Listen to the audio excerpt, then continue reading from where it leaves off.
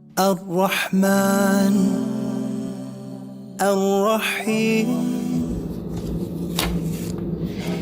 اسلامی معاشرے میں ہم عورتوں کا رول دیکھ رہے تھے کہ انہوں نے کیا رول ادا کیا۔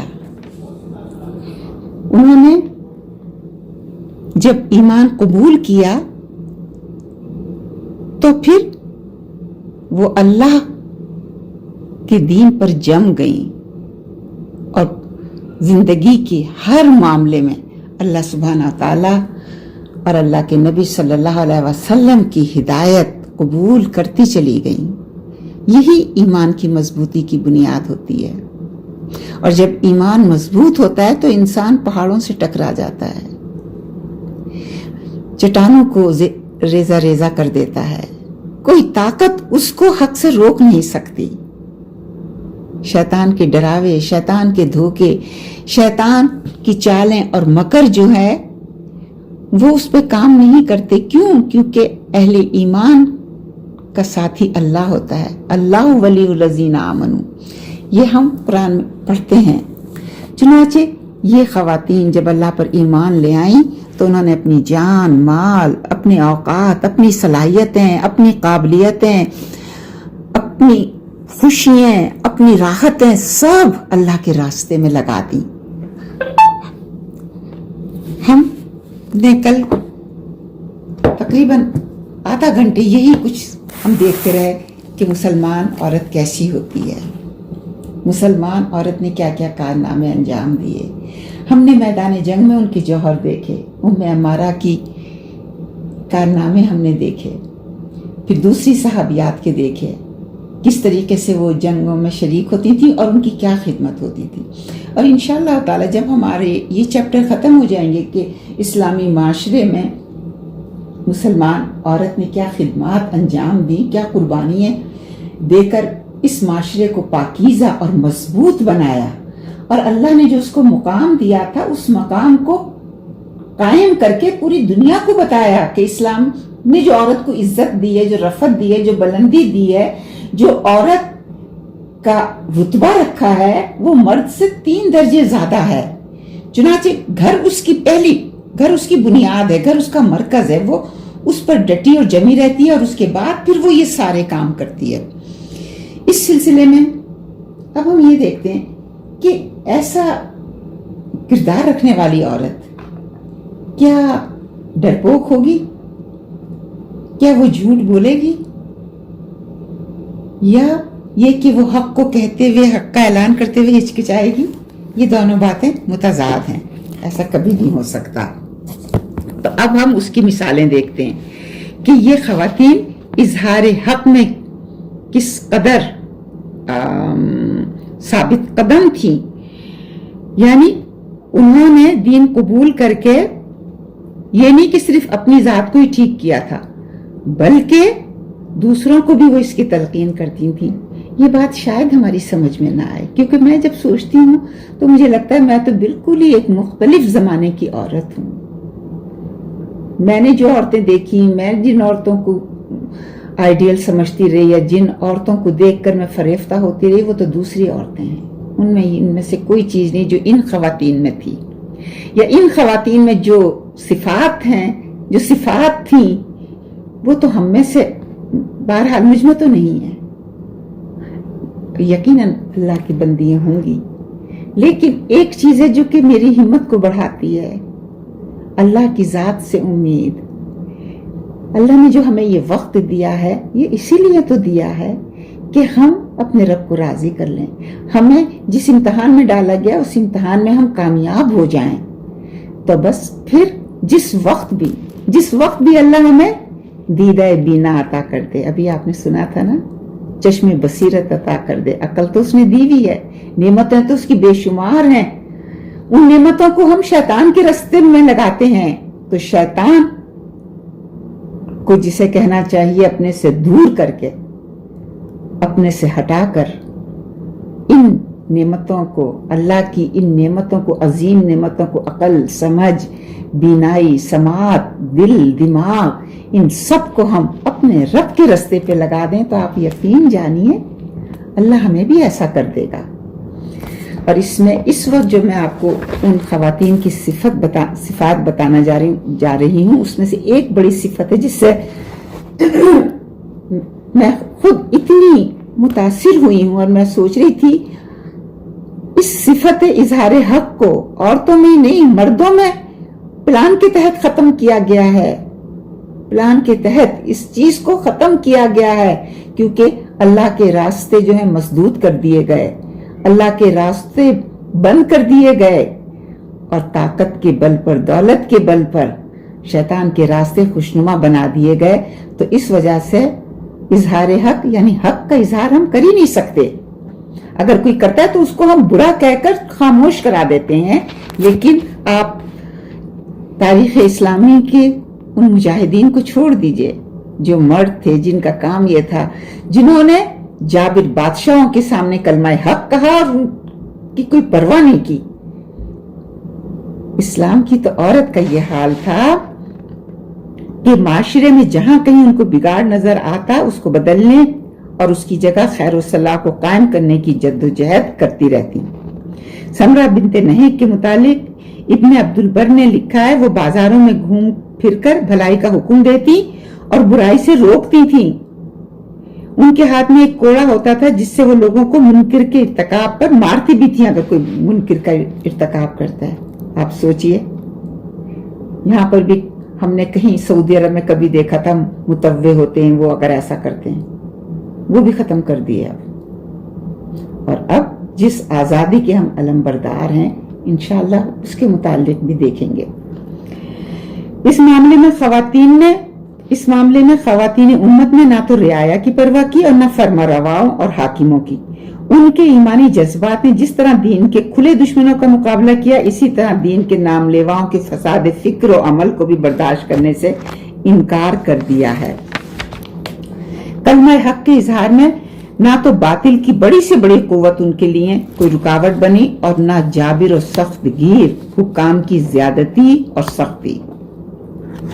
حضرت عبداللہ بن زبیر کو سولی دینے کے بعد حجاج ان کی والدہ اسما کے پاس گیا اور کہا، آپ کے صاحبزادے نے خدا کے گھر میں بے دینی اور الحاد پھیلایا، جس کی سزا خدا نے اس کو دردناک عذاب کی شکل میں چکھائی. حضرت اسما نے کہا، تم نے جھوٹ کہا، وہ بے دین نہیں تھا، وہ تو اپنے والدین کے ساتھ حسن سلوک کرنے والا، روزے دار اور تہجد گزار تھا. حقیقتاً تم نے اس پر ظلم و زیادتی کی ہے. قسم خدا کی، نبی صلی اللہ علیہ وسلم نے ہم سے کہا تھا کہ قبیلہ ثقیف سے 2 جھوٹے پیدا ہوں گے، اس میں بھی دوسرا پہلے سے بدتر ہوگا کیونکہ وہ ہلاکت و تباہی مچائے گا.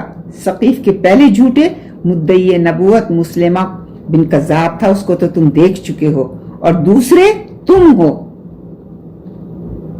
آپ کو پتا ہے کل انہوں نے اپنے بیٹے کو کیا نصیحت کی تھی جب عبداللہ بن زبیر ان کے پاس گئے تھے کہ سب ان کو چھوڑ کر حتیٰ کہ ان کے بیٹے تک جو ہے وہ حجاج کے پاس چلے گئے معافی مانگنے.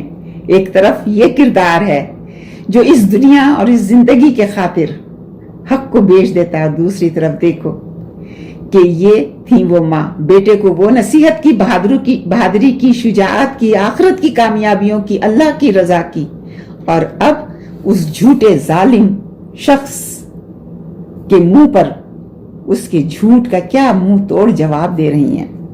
سمیہ نامی ایک کنیز تھی جس سے دور جاہلیت میں اس کے آقا بیسوائی کراتے تھے. حضرت معاویہ کا جابر و ظالم گورنر زیاد اسی کا لڑکا تھا، اور عموماً جیسے بیسواؤں کی اولاد کے حسب و نسب کا کوئی علم نہیں ہوتا، اس طرح زیاد کے بھی فادر کا، باپ کا کوئی پتہ نہیں تھا. وہ نامعلوم الحسبی مشہور تھا. حضرت معاویہ کے سامنے ایک شخص نے شہادت دی کہ ایک مرتبہ جاہلیت میں ابو سفیان کی سمیہ کے ساتھ خلوت ہو گئی تھی، تو اس کے نتیجے میں یہ پیدا ہوا. استغفر اللہ. اس شہادت کی بنا پر حضرت معاویہ نے اس کو ابو سفیان کی اولاد اور اپنا بھائی قرار دے لیا. دیکھیں، زیاد اس سے بہت خوش ہوا اور چاہ رہا تھا کہ اکابر امت سے بھی اس کی تصدیق ہو جائے. چنانچہ حضرت عائشہ کو اس نے خط لکھا جس کا سرنامہ یہ تھا، ابو سفیان کے لڑکے زیاد کی جانب سے ام المومنین عائشہ کے نام. حضرت عائشہ اس غیر اسلامی فعل کی کیسے تائید کر سکتی تھیں؟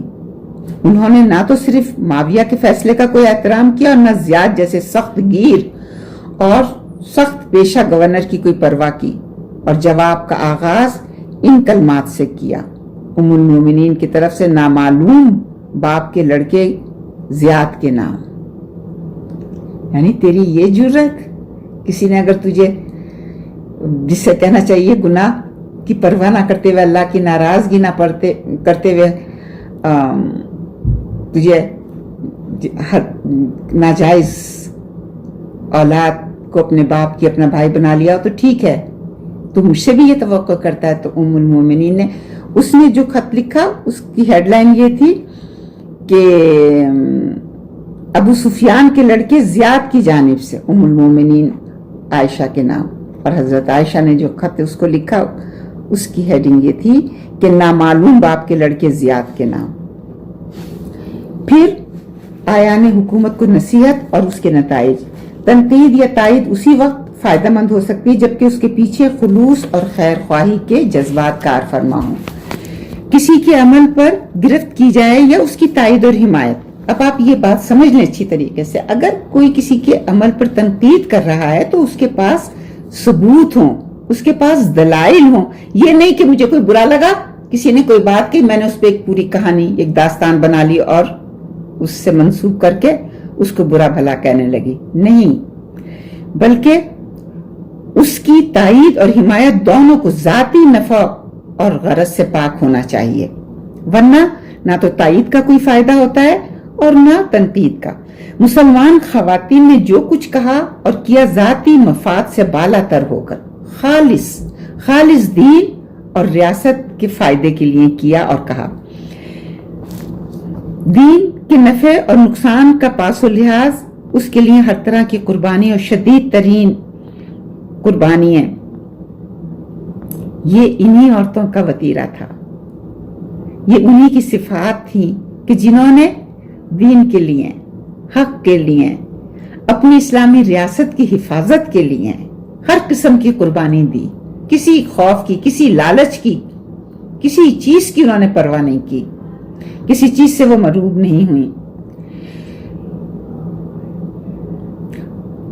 اور اسی وجہ سے ان کے خلوص اور وفاداری کو ہر شک و شبہ سے بالا تر کر دیا گیا تھا. کوئی شخص بھی اس کو دین اور ارباب دین کی بدخواہ اور غدار ثابت نہیں کر سکا. کس قدر بڑا آنر ہے یہ مسلمان عورت کا. دنیا میں اللہ سبحانہ تعالیٰ نے اس کی عفت اور پاکیزگی کی نہیں، اس کے اخلاق اور کردار کی بھی کیا خوبصورت مثال قائم کی. اس نے، عورت نے فرد اور جماعت کے مفاد کے لیے جو بھی کام کیا اس کو ذاتی غرض اور نفسانی خواہشات سے اوپر اٹھ کر کیا، بلکہ مخلصانہ جد و جہد سمجھ کر کیا گیا. حضرت معاویہ نے حضرت عائشہ کو لکھا کہ مجھے ایک مختصر سی نصیحت کیجئے جسے میں ہمیشہ اپنے سامنے رکھ سکوں. تو حضرت عائشہ نے انتہائی مؤثر اور ایک حاکم وقت کو رہنمائی کا کام دینے والا خط لکھ کر بھیجا، اور اس میں آپ صلی اللہ علیہ وسلم کا یہ ارشاد لکھا: جو شخص لوگوں کو ناخوش کر کے اللہ کی رضا تلاش کرے، لوگ اس کا کچھ نہیں بگاڑ سکتے. اچھی طرح سمجھ لیں، جو شخص لوگوں کو ناخوش کر کے اللہ کی رضا تلاش کرے تو کوئی انسان اس کا کچھ نہیں بگاڑ سکتا، کیونکہ اللہ تعالیٰ اس کو انسانوں کی شر سے بچا لیتا ہے. لیکن جو شخص اللہ کو ناراض کر کے لوگوں کی رضا ڈھونڈے تو اللہ تعالیٰ اس کو انہی کے حوالے کر دیتا ہے، اور پھر وہ جس طرح چاہتے ہیں اس پر حکومت کرتے ہیں. یہ دیکھ لیں، یہ ہے اعلیٰ اخلاق اور اعلیٰ کردار کا نمونہ. اور جب کسی شخص کا ایسا کردار ہوتا ہے تو یہ نتیجہ اس کے سامنے آتا ہے کہ کوئی اس کا کچھ نہیں بگاڑ سکتا، کیونکہ اللہ اس کا ولی ہے، اللہ اس کا سرپرست ہے، اور اللہ اس کا محافظ ہے. اور جو شخص لوگوں کی بس ناراضگی سے ڈرتا ہے، اللہ کی کوئی پرواہ نہیں کرتا، تو پھر وہ سمجھتا ہے کہ وہ لوگوں پر حکم چلا رہا ہے، لوگ اس پر حکم چلا رہے ہوتے ہیں.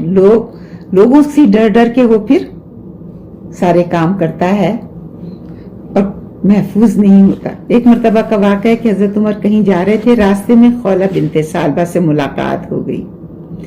خولہ بنت سالبہ کا نام یاد کیجئے، قرآن میں آپ نے ان کے متعلق پڑھا ہے۔ اور وہ وہیں حضرت عمر کو نصیحت کرنے لگی، خلیفہ وقت کو کہنے لگی، عمر ایک زمانہ تھا جبکہ میں نے تم کو عکاس کے میلے میں دیکھا تھا کہ تم بچوں کو ڈنڈا لیے ڈراتے دھمکاتے پھرتے تھے۔ اس وقت تم بہت چھوٹے تھے اور اسی کم سنی کی وجہ سے لوگ تم کو عمیر کہہ کر پکارتے تھے۔ اس کے بعد بہت جلد تم جوان ہو گئے اور لوگ تم کو عمر کہنے لگے۔ اس پر بھی کچھ زیادہ عرصہ گزرنے نہیں پایا کہ اب تم امیر المومنین کہلائے جانے لگے ہو۔ سوچو خدا نے تمہیں کہاں سے کہاں پہنچایا، اور رعایا کے ساتھ اپنی فطری سختی روا نہ رکھو بلکہ رعایا کے معاملے میں خدا سے ڈرتے رہو۔ یہ بات ذہن نشین کر لو کہ جس شخص کو خدا کے عذاب کا خوف ہوگا وہ قیامت کو دور نہیں سمجھ سکتا۔ یہ بات ذہن نشین کر لو، ایک خاتون، عام خاتون خلیفہ وقت سے یہ کہہ رہی ہیں، پہلے اس کی حیثیت، اس کی زندگی کے متعلق بتا کے کہ کیا ہے، ہر انسان ایسا ہی ہے، اور اگر تم کو یہ دولت، یہ اقتدار مل گیا ہے تو اب تم کیا کرو کہ خدا سے ڈرتے رہو۔ یہ بات ذہن نشین کر لو کہ جس شخص کو خدا کے عذاب کا خوف ہوگا وہ قیامت کو دور نہیں سمجھ سکتا، اور جس کو موت کا کھٹکا لگا ہو وہ لاابالی زندگی نہیں گزار سکتا، یعنی وہ بے پرواہی کی زندگی نہیں گزار سکتا جس کو موت کا کھٹکا لگا ہوا ہو، بلکہ اس کو نیکیوں کے ہاتھ سے چھٹ جانے کا ہر وقت خدشہ رہے گا۔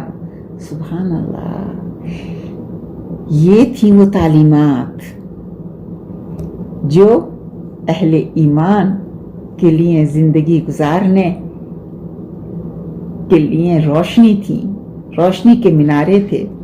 حضرت عمر کے ساتھ اس وقت جارود عبدی بھی تھے۔ انہوں نے خولہ سے کہا، تم نے تو امیر المومنین پر ضرورت سے زیادہ نصیحت شروع کر دی۔ حضرت عمر نے انہیں ٹوکا اور کہا، انہیں کہنے دو، کیا تمہیں معلوم نہیں یہ خولہ بنت سالبہ ہیں جن کا ذکر سورہ المجادلہ میں آیا ہے، اور اللہ سبحانہ تعالیٰ نے کہ اللہ نے اپنی بندی کی فریاد سن لی، اور پھر ان کے لیے اللہ سبحانہ تعالیٰ نے وہ قانون دے دیا جو کہ جاہلیت کے زمانے میں عام تھا کہ لوگ اپنی ماؤں کو کہہ دیتے تھے اپنی بیویوں سے کہ تو میرے لیے میری ماں کی طرح ہیں، اور پھر ان کی بیوی ان کے اوپر حرام ہو جاتی تھی۔ ایک مرتبہ حضرت عمر نے فرمایا، مہر کی مقدار کم رکھو، تو ایک عورت نے تردید کرتے ہوئے کہا، آپ کو اس کی تبلیغ کا حق نہیں ہے۔ قرآن کہتا ہے کہ اگر تم اپنی عورتوں کو مہر میں ایک ڈھیر مال بھی دے دو تو اس سے ایک حبہ بھی نہ لو۔ اس سے معلوم ہوا کہ مہر کی کوئی حد نہیں ہے۔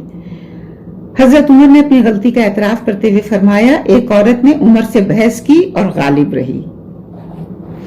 اس قسم کی تنقیدیں بعض اوقات بہت ہی نتیجہ خیز اور فرد اور جماعت کے لیے بہت مفید ثابت ہوئی ہیں۔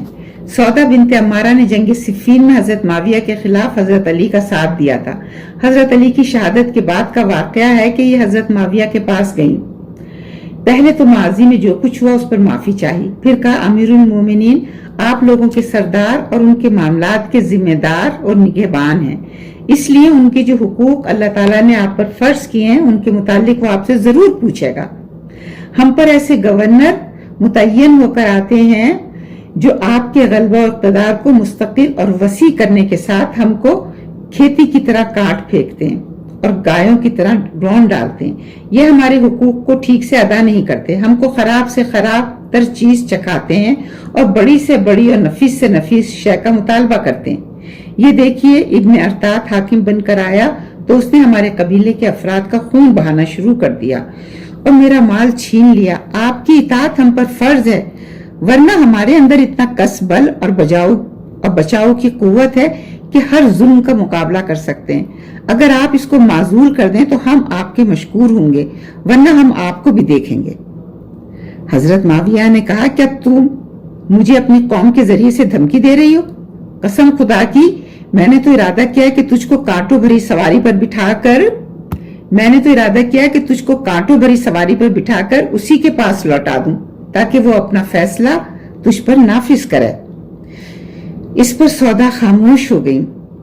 پھر کچھ دیر کے بعد 2 شعر پڑھے جن کا ترجمہ یہ ہے، اللہ تعالیٰ اس روح پر رحمت نازل فرمائے جس کو ایک قبر نے اپنے آغوش میں لے لیا ہے اور جس کے ساتھ عدل و انصاف بھی دفن ہو چکا ہے۔ اس نے حق کے ساتھ معاہدہ کیا تھا، اس کے عوض دولت دنیا نہیں حاصل کرے گا۔ اس نے حق کے ساتھ معاہدہ کیا تھا کہ اس کے عوض دولت دنیا نہیں حاصل کرے گا۔ اس طرح حق اور ایمان اس میں جمع ہو گئے تھے۔ حضرت معاویہ نے پوچھا وہ کون؟ کہا علی ابن طالب۔ حضرت معاویہ نے فرمایا تجھ پر اس کے عدل و انصاف کا کوئی نشان نظر نہیں آتا۔ اس نے جواب دیا میں یہ بلا دلیل نہیں کہہ رہی ہوں، میرے پاس ان کے انصاف کا ثبوت موجود ہے۔ ایک دن میں ان کی خدمت میں ان کے ایک محصل صدقات کی شکایت لے کر پہنچی۔ وہ اس وقت کھڑے نماز پڑھ رہے تھے۔ نماز سے فارغ ہوئے تو محبت بھرے انداز میں پوچھا کیا تمہاری کوئی ضرورت ہے؟ میں نے محصل کی زیادتی بیان کی تو رونے لگے۔ یہ تھے خلفائے راشدین، خلیفہ حضرت علی، اور آسمان کی طرف ہاتھ اٹھا کر کہا اے میرے اللہ تو جانتا ہے میں نے اپنے گورنروں کو تیری مخلوق پر ظلم و ستم ڈھانے اور تیرے حقوق کو چھوڑ بیٹھنے کا حکم نہیں دیا۔ اس کے فوراً بعد جیب سے چمڑے کا ایک ٹکڑا نکالا اور اس پر اس کی معزولی کا حکم لکھ بھیجا۔ اس میں کسی قسم کی تاخیر روا نہ رکھی، لہٰذا آپ کی حکومت کو بھی ایسے ہی عدل پرور ہونا چاہیے کہ کسی شخص پر کسی قسم کا ظلم نہ ہونے پائے۔ حضرت معاویہ نے حکم دیا کہ اس کے ساتھ عدل و انصاف کیا جائے۔ اس نے پوچھا کیا انصاف میرے ہی ساتھ مخصوص ہے یا میری قوم بھی اس میں شریک ہوگی؟ دیکھیں یہ ہے وہ چیز کہ وہ اپنے مفاد سے زیادہ اپنی قوم اور اپنی امت کا مفاد چاہتی تھی۔ حضرت معاویہ نے کہا تمہیں اپنے علاوہ دوسروں سے کیا مطلب؟ اس نے کہا انصاف ہو تو سب کے ساتھ ہو، ورنہ یہ بہت ہی مذموم بات ہوگی۔ ایک کے ساتھ انصاف کیا جائے اور دوسروں پر ظلم روا رکھا جائے۔ اگر آپ میرے کل قبیلے کے ساتھ عدل و انصاف نہیں کر سکتے تو مجھے بھی انصاف کی کوئی ضرورت نہیں۔ میری قوم جس خستہ حالت میں پڑی ہوئی ہے میں بھی اسی میں پڑی رہوں گی۔ حضرت معاویہ نے کہا ابن ابی طالب نے تم کو جری بنا دیا ہے۔ پھر ماتحتوں کو حکم دیا کہ گورنر کو لکھ دو کہ اس کے مطالبات پورے کیا جائیں۔ اس جرأت و ہمت کو دیکھیے کہ کس طرح دنیا کی بڑی سے بڑی طاقت سے بے خوف ہو کر حق کا اظہار کیا جا رہا ہے۔ اس کی وجہ یہ ہے کہ جس دین پر وہ ایمان رکھتی ہیں، جس نظریہ حیات کو وہ درست اور صحیح سمجھتی تھیں اور جس روشنی سے وہ کفر و باطل کی ظلمتوں میں رہنمائی حاصل کرتی تھیں، جس روشنی سے، کیونکہ روشنی صرف اللہ اور اللہ کے رسول اور اللہ کی کتاب ہے، باقی اندھیرے ہیں پوری دنیا میں، تو وہ جن چیزوں سے روشنی حاصل کرتی تھیں ناممکن ہے کہ وہ باطل کی تاریک شب کو اس پر قبضہ جمانے کی اجازت دے۔ اگر وہ اس کی اجازت دیتی تو اپنے دین و ایمان کی موت کا اعلان کر دیتی اور اس عزم و ارادے کا انکار کرتی۔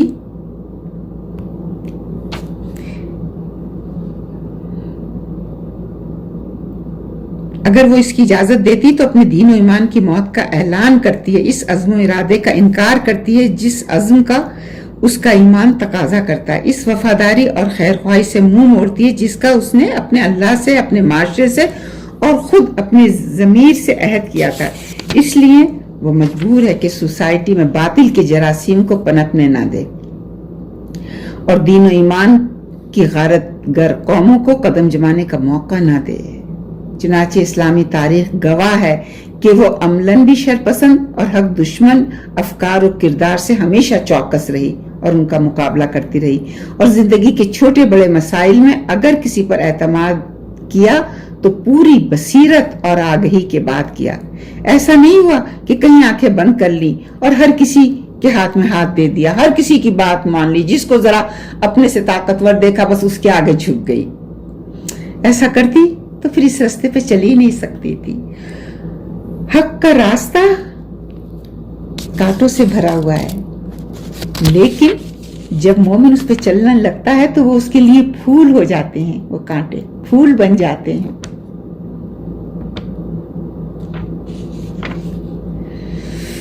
رائے اور مشورے کا حق اور اس سے فائدہ، یہ تاریخی شہادتیں اس بات کا ثبوت ہیں کہ اسلامی معاشرے کے نفع اور نقصان سے مسلمان عورت غیر متعلق نہیں تھی، وہ تماشائی بنی نہیں دیکھ رہی تھی کہ فائدہ ہو رہا ہے اسلامی معاشرے کا یا اسلامی معاشرہ تباہی اور بربادی کی طرف جا رہا ہے.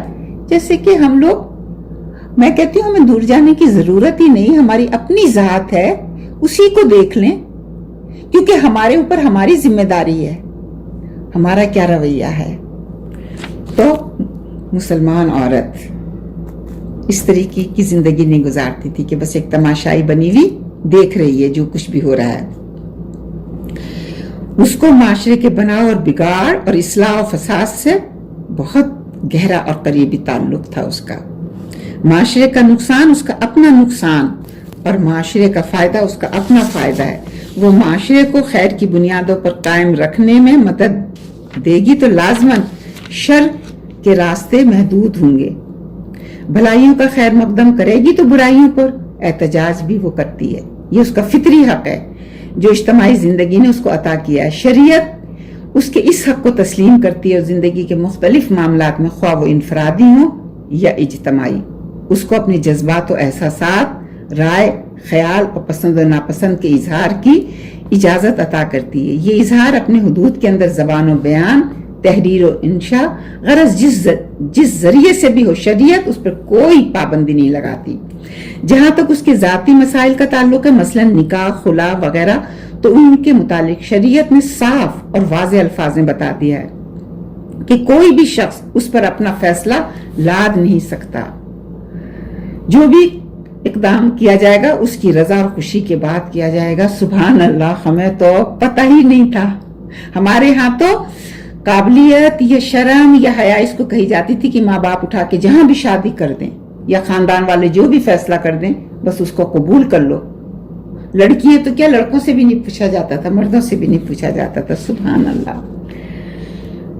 شادی، نبی صلی اللہ علیہ وسلم کا ارشاد ہے، شادی شدہ عورت کا نکاح بیوگی یا طلاق کے بعد اس وقت تک نہیں کیا جائے گا جب تک کہ اس سے مشورہ نہ لے لیا جائے، اور دوشیزہ کا نکاح بھی اس کی اجازت لیے بغیر نہیں کیا جائے گا. اب یہ بات نہیں کہ سبھی جگہ ایسا ہوتا تھا، لیکن اکثر ہمارے ہاں یہی ہوتا تھا. یتیم لڑکیوں کا نکاح ان سے رائے اور مشورہ کرنے سے پہلے نہ کرو. عورتوں سے ان لڑکیوں کے معاملے میں مشورہ کر لو. یہ حدیث بتاتی ہے کہ زندگی کے جن شعبوں سے متعلق وہ تجربات رکھتی ہے اور اس کے نفع و نقصان سے بہتر طور پر واقف ہے، ان کے سلسلے میں اس کے افکار و خیالات خصوصی توجہ اور اہمیت کے حامل ہوتے ہیں جن کو نظر انداز نہیں کرنا چاہیے، اور تو ان سے مشورہ لے لینا چاہیے. یعنی جو بزرگ خواتین ہوتی ہیں جو ان معاملات کو اچھی طریقے سے جانتی ہیں، بعض اوقات مردوں سے زیادہ بہتر طور پر سمجھتی ہیں، تو اس طرح کے کام کرتے ہوئے ان سے مشورہ لے لینا چاہیے. یتیم لڑکیاں یعنی جن کا باپ نہیں ہوتا، تو یہ نہیں کہ اٹھا کے بس ان کو سر پہ سے بوجھ اتارا، نہیں، ان کے لیے بھی بہترین فیصلے کرنے چاہیے. نبی کریم صلی اللہ علیہ وسلم کا ایک عام اسوہ اور طریقہ عمل حضرت حسن بصری یہ بتاتے ہیں کہ نبی صلی اللہ علیہ وسلم مشورہ کرتے تھے، یہاں تک کہ عورت سے بھی، اور وہ کبھی ایسی رائے دیتی جسے آپ اختیار فرماتے تھے. اور ہمیں پتہ یہ صلح حدیبیہ کے موقع پر آپ صلی اللہ علیہ وسلم جس وقت صحابہ اکرام رضوان اللہ اجمعین معاہدہ حدیبیہ کا معاہدہ لکھنے کی وجہ سے انتہائی غمزدہ اور رنجیدہ تھے، اور آپ صلی اللہ علیہ وسلم نے وہ معاہدہ لکھوایا، اور جب آپ نے کہا صحابہ سے کہ وہ اپنے احرام اتار دیں اور قربانی کرنے کا حکم دیا، لیکن صحابہ کے جذبات اس وقت ایسے تھے کہ وہ آپ صلی اللہ علیہ وسلم کی حکم کی اطاعت نہ کر پائے. تو آپ نے افسوس کے ساتھ یہ اس بات کا ذکر ام المومنین حضرت سلمہ رضی اللہ تعالی عنہا سے کیا. تو انہوں نے صحابہ کی نفسیات کی رعایت کرتے ہوئے انتہائی دانشمندانہ مشورہ دیا کہ آپ صلی اللہ علیہ وسلم کسی سے مزید گفتگو نہ فرمائیے، بلکہ جو مراسم ادا کرنے ہیں ان کو آپ آگے بڑھ کر ادا کیجئے، پھر دیکھیے کس طرح لوگ اس پر عمل کرتے ہیں. چنانچہ آپ کو دیکھ کر فوراً ہی پیروی شروع کر دی گئی. اس طرح حضرت ام سلمہ کی درست اور صحیح رائے نے آن کی آن میں یہ نازک صورتحال ختم کر کے رکھ دی تھی. پھر اسی طریقے سے جنازے کی موجودہ شکل کا مسلمانوں میں رواج نہیں تھا. حضرت اسما بنت امیس نے اس کو حبشہ میں نصارہ کے ہاں دیکھا تو انہوں نے اس کا مشورہ دیا اور وہ قبول کیا گیا۔ اسی طریقے سے نبی صلی اللہ علیہ وسلم کے بعد خلفائے راشدین کا طریقہ عمل بھی آپ کے اس وحی کی تائید کرتا نظر آتا ہے۔ ابن سیرین حضرت عمر کے متعلق بیان کرتے ہیں کہ عمر پیش آمدہ مسائل میں لوگوں سے مشورہ کرتے، حتیٰ کہ ان مسائل میں سمجھ بوجھ رکھنے والی کوئی عورت ہوتی تو اس سے بھی، اور بسا اوقات اس کی رائے میں خیر و خوبی کا کوئی پہلو دیکھتے یا کوئی اچھی چیز پاتے تو اسی کو اختیار کرتے۔ دیکھیں یہ تھا مقام ہمارے اسلام میں ہمارا، ہم نے خود اس کو کھو دیا، خود اس کو جاننے کی کوشش نہیں کرتے، اسی وجہ سے ذلیل اور حقیر ہو رہے ہیں۔ شفا بنت عبداللہ کے تذکرے میں علامہ ابن عبد البر لکھتے ہیں، شفا ہجرت سے پہلے ایمان لا چکی تھی، ان کا شمار ہجرت کرنے والی خواتین میں ہے۔ انہوں نے نبی صلی اللہ علیہ وسلم سے بیعت بھی کی، عقل و فہم اور فضیلت رکھنے والی عورتوں میں سے بھی تھی۔ حضرت عمر ان کو رائے اور مشورے سے آگے بڑھاتے،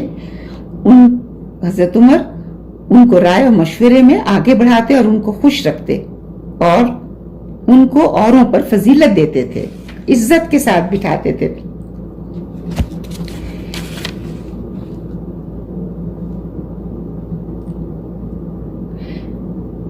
عملی تعاون، مختلف سیاسی اور غیر سیاسی مسائل میں عورت کی رائے اور فہم سے اسلامی معاشرے نے جس طرح فائدہ اٹھایا، اسی طرح اپنی تعمیر و تشکیل کے سلسلے میں بھی اس کی عملی صلاحیتوں سے وہ مدد حاصل کرتا رہا۔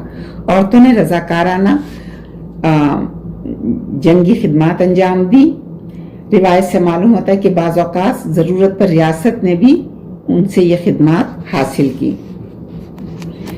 اس کے علاوہ بعض سماجی و مذہبی کام بھی ان سے لیے گئے۔ مثلا ام ورقہ بنت عبداللہ کہتی ہیں، نبی صلی اللہ علیہ وسلم ان سے ملاقات کے لیے ان کے گھر آتے تھے، اور آپ صلی اللہ علیہ وسلم نے ان کے لیے ایک مؤذن بھی مقرر کر دیا تھا کہ اذان دیا کرے، اور ان کو اپنے گھر والوں کی امامت کا حکم دیا تھا۔ حضرت عبداللہ بن عمر اپنی ایک لونڈی کو حکم دیتے تھے کہ وہ رمضان کی راتوں کی نماز یعنی تراویح میں ان کے گھر کی عورتوں کی امامت کرے۔ شفا بنت عبداللہ کے متعلق بیان کیا جاتا ہے، بسا اوقات حضرت عمر ان کو بازار کی کوئی ذمہ داری سونپتے تھے۔ یہ واقعات اس بات کا قطعی ثبوت ہیں کہ اسلامی معاشرے نے مسلمان عورت پر بہت سی سیاسی سماجی ذمہ داریاں عائد کی، اور مسلمان عورت نے اپنے خانگی فرائض کے ساتھ یعنی گھر کے فرائض کے ساتھ ان کو بھی اچھی طرح سے پورا کیا۔